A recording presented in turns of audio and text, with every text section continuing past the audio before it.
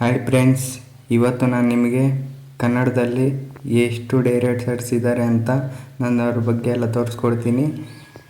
ಆಮೇಲೆ ಹಳೆಯ ಡೈರೆಕ್ಟರ್ಸ್ ಯಾರ್ಯಾರು ಇದ್ದಾರೆ ಅವ್ರ ಬಗ್ಗೆ ಎಲ್ಲ ತೋರಿಸ್ಕೊಡ್ತೀನಿ. ಹಾಗೆ ನಮ್ಮ ಚಾನಲ್ಗೆ ಸಬ್ಸ್ಕ್ರೈಬ್ ಮಾಡ್ಕೊಳ್ಳಿ. ಹಾಗಾದರೆ ಇವಾಗ ವಿಡಿಯೋ ಸ್ಟಾರ್ಟ್ ಮಾಡೋಣ ಬನ್ನಿ.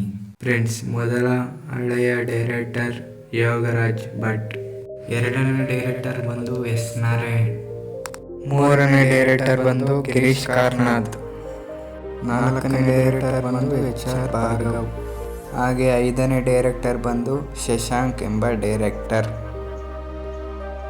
ಹಾಗೆ ಏಳನೇ ಡೈರೆಕ್ಟರ್ ಬಂದು ಪ್ರೇಮ್ ಎಂಬ ಡೈರೆಕ್ಟರ್.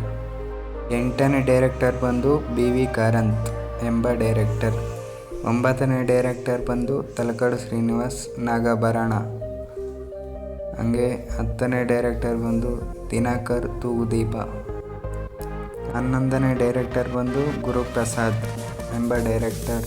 12ನೇ ಡೈರೆಕ್ಟರ್ ಬಂದು S ರಾಜೇಂದ್ರ ಸಿಂಗ್ ಬಾಬು ಎಂಬ ಡೈರೆಕ್ಟರ್.